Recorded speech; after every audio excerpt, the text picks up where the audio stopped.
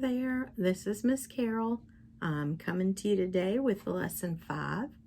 Lesson 5 is about kicking the sugar habits, trying not to drink the sodas, making better choices. It's also about the go, slow, and whoa foods. So you'll be looking into that this week. And last but not least, the danger zone. We all know about the danger zone. Getting that food cooked properly. They need to be cooked to a certain temperature. Our refrigerator should be kept at a certain temperature between 39 and 33, and our freezer needs to be kept at 0 temperatures. And you'll be learning all about that and making those choices, kicking the sugar out the door, hopefully. Don't forget, get out, be active, drink lots of water. It helps in every way, not just because we're thirsty. It helps your hair and your skin. So I hope you guys are making those good choices. Now enjoy Chapter 5. Hey everyone, it's Meredith, FNEP educator with North Carolina Cooperative Extension in Guilford County. This is Lesson 5 of Teen Cuisine, Watch Out for Added Sugars. Today we'll talk about carbohydrates, added sugars, and the food temperature danger zone. Think about some grains that you eat a lot, or foods that contain grains that you might eat a lot. Some grain foods are pasta, crackers, bread, cereal, rice, and popcorn. Do you choose whole grains when you have the option? Do you know what a whole grain is? A whole grain includes all 3 parts of the grain, which is where the name comes from because it is a whole grain. Let's watch a video about the difference between whole grains and processed refined grains. Whole grains contain all 3 parts, but processing a grain gets rid of the bran, gets rid of the germ, and all you're left with is this fluffy, starchy endosperm. A lot of grains you'll see will say enriched in the ingredients. That means the processors tried to add back the nutrients that were taken out by getting rid of the bran and the germ. So these are the 3 different parts of a grain. Like it said in the video, whole grains contain all 3 parts of the grain. The bran and germ contain many vitamins and minerals. The bran has large amounts of B vitamins, trace minerals, and fiber. Refined grains are processed to remove the bran and germ, leaving just the endosperm. Most of the time they enrich white flour, which means they add back some of the nutrients like B vitamins, but they do not add back enough to make up for the loss of the bran and germ. Here are some whole grains that we can include in our diet, because we need to make at least half of our grains whole grains according to MyPlate. Oats are commonly seen as oatmeal, but can also be found in granola bars or mixes. Quinoa is one of the smaller grains and can be found in mixed dishes. Wheat is most commonly found in bread and pastas.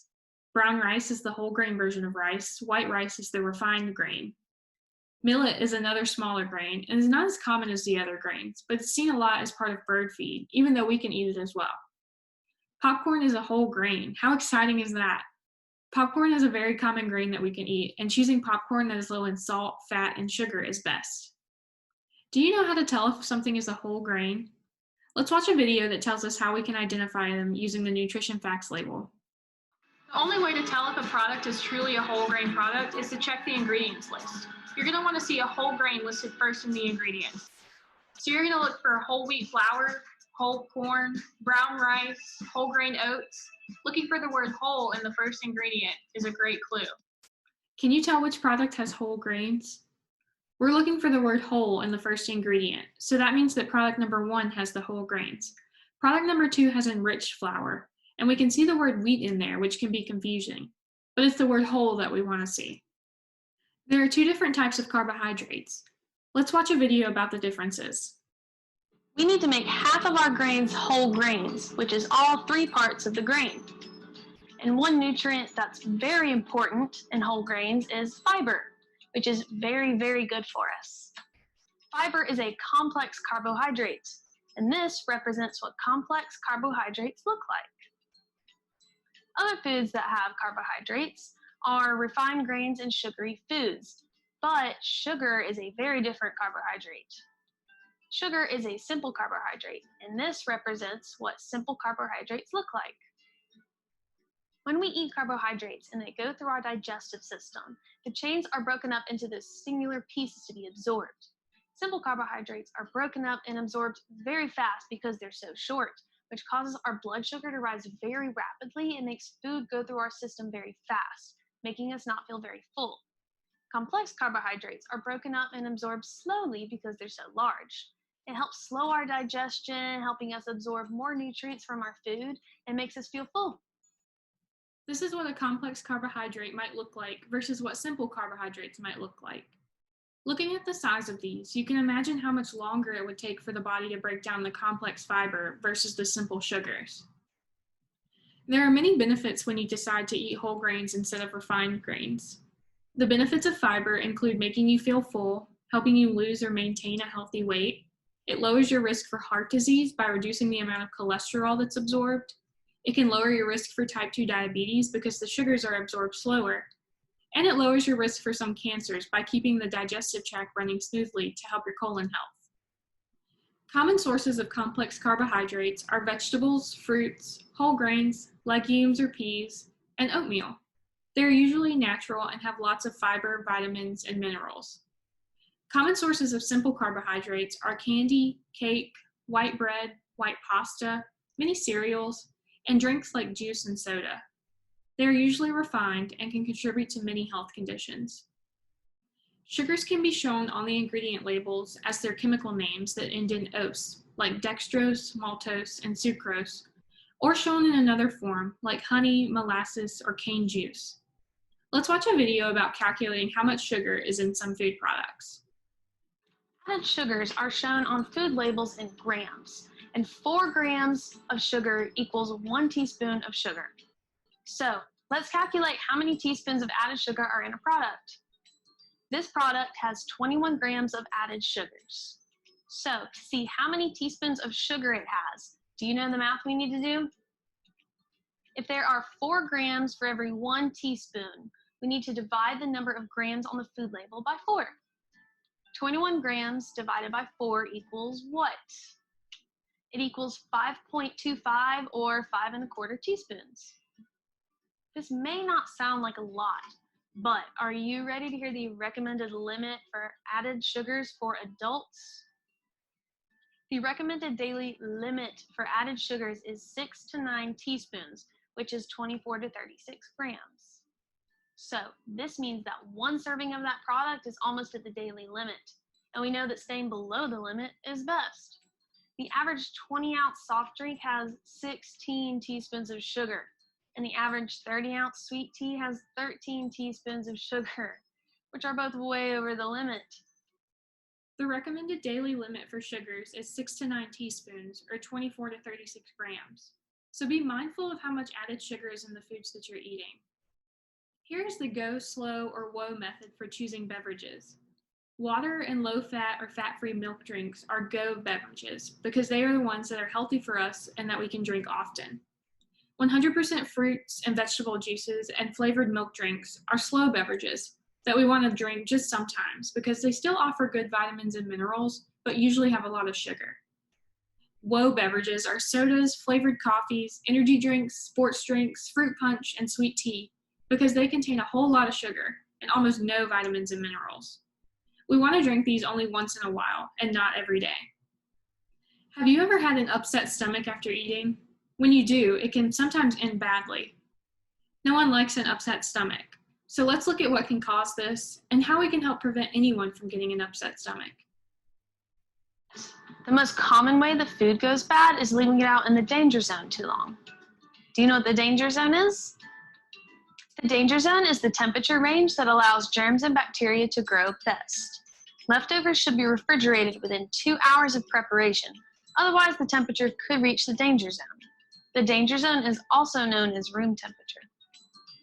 When food reaches room temperature, germs double in growth every 20 minutes. The danger zone is between 40 and 140 degrees Fahrenheit. For a refrigerator, the temperature needs to be between 33 and 39 degrees Fahrenheit. For a freezer, the temperature needs to be between -10 and 0 degrees Fahrenheit. And above 140 degrees Fahrenheit are different temperatures that foods need to be cooked to. Pause this video now and make sure your refrigerator and freezer are in the right temperature ranges. The danger zone is the temperature range that allows germs and bacteria to grow best. Food should not be left out at room temperature for more than 2 hours. Germs double in growth every 20 minutes at room temperature because that temperature range is where germs thrive. So putting away food as soon as possible is the best thing you can do to avoid germ and bacteria growth. These are the important temperature ranges to remember. Refrigerators and freezers should have thermometers in them so that you can check to see if it's in the right temperature range. If your refrigerator is too cold, it starts to freeze some things. And if it's too warm, then food is in the danger zone and the refrigerator can't do its job. The freezer stops the growth of most germs and bacteria because it's so cold. So for longer term storage, the freezer in the right temperature range is great. Make sure when checking the temperature of food to use the thermometer correctly to make sure the food is not in the danger zone. Here's the recipe for a banana berry smoothie. You can substitute different fruits like apple slices instead of one of the bananas, frozen tropical fruit instead of the berries, or add in a few greens like spinach. If you use frozen fruit, the smoothie will be frostier if you also use the ice cubes. Remember to have adult supervision, wash your hands and the fruit, and do not stick your hand near the blender blades. Goal setting is important for changing behavior. SMART goals are the directions that take you from where you are to where you want to go. Goals need to be specific, so focus your goal on one change to make. Measurable, which is how you're going to track your progress. Achievable, don't set yourself up for failure, but do push yourself. Realistic, set goals that fit into your lifestyle. And time-based, giving yourself a deadline to motivate you to accomplish the goal. An example of a SMART goal would be to jog for at least 30 minutes every day for the next 7 days. Try making a SMART goal for yourself. Let's review now. What are the 3 parts of a grain? That's the bran, endosperm, and germ. How do you identify a whole grain when looking at the food packaging? Look at the first ingredient for the word whole before the grain. Complex and simple carbohydrates have different structures. Complex carbohydrates are large and branched, and simple carbohydrates are small. Which carbohydrate takes longer to break down in our bodies? Complex carbohydrates. Remember that fiber is a complex carbohydrate and has very many benefits.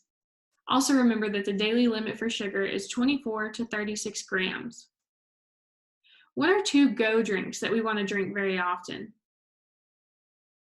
Water and low-fat or fat-free milk are great options. Do you remember the temperature range for the danger zone? We want to make sure that foods stay out of this zone, which is 40 to 140 degrees Fahrenheit. Thank you for joining me for this lesson of Teen Cuisine. I look forward to seeing you in our next and final lesson, Snack Attack.